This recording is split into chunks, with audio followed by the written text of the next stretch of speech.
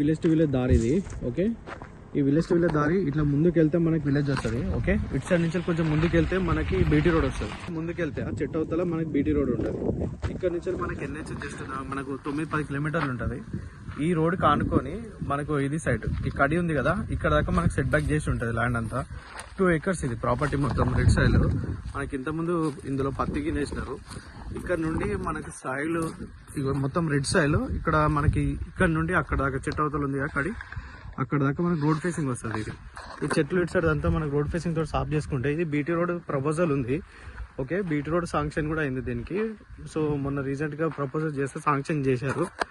ఈ BT road ఇది BT road పడుతుంది. దీనికి ఆనుకొని ఇది మనకి 2 ఎకరాల ప్రాపర్టీ. ఇది ఎక్కువ రోడ్ ఫేసింగ్ ఉంటుంది మనకి. అక్కడ ఉంది కదా కడి, ఆ చెట్టు అవతల నుంచి ఇక్కడ దాకా మొత్తం మనకి రోడ్ ఫేసింగ్. ఓకే, మనకు హైదరాబాద్ నుండి వరంగల్ పోతున్న ఎన్హెచ్ నుండి ఈ సైట్ వరకు ఎగ్జాక్ట్లీ మనకి 10 కిలోమీటర్ ఉంటుంది. బీటీ రోడ్ నుంచి దగ్గర ఉంటుంది. ఇగో ఇదంతా సైట్ కనిపిస్తుంది కదా, ఇగో ఇదంతా మనకి ఈ నుంచి ఎదురుగా అక్కడ కనిపిస్తుంది కదా కడీలు, అక్కడ దాకా వస్తుంది సైట్. చుట్టూ మొత్తం కడీలేసే ఉంటాయి. ఇక్కడ రైట్ సైడ్ కడీలు కనిపిస్తున్నాయి కదా, ఇట్లా కడీలు ఇదంతా. ఓకే, మనకి మొత్తం ఇది 2 acres ప్రాపర్టీ. అక్కడ ఊరు కనిపిస్తుంది కదా, విలేజ్ కూడా మనకు దగ్గరనే ఉంటుంది. ఓకే, విలేజ్ నుండి జస్ట్ ఒక 500 meters ఉంటుంది రఫ్గా.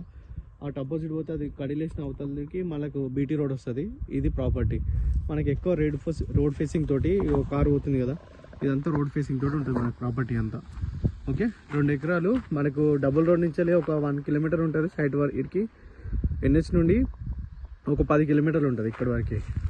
ఓకే, ఇది ప్రాపర్టీ 2 ఎకరాల ప్రాపర్టీ రైతు దగ్గరనే ఉంది. మనకు డాక్యుమెంట్ అన్ని క్లియర్ ఉన్నాయి సైట్ వరకు. ఇది ల్యాండ్.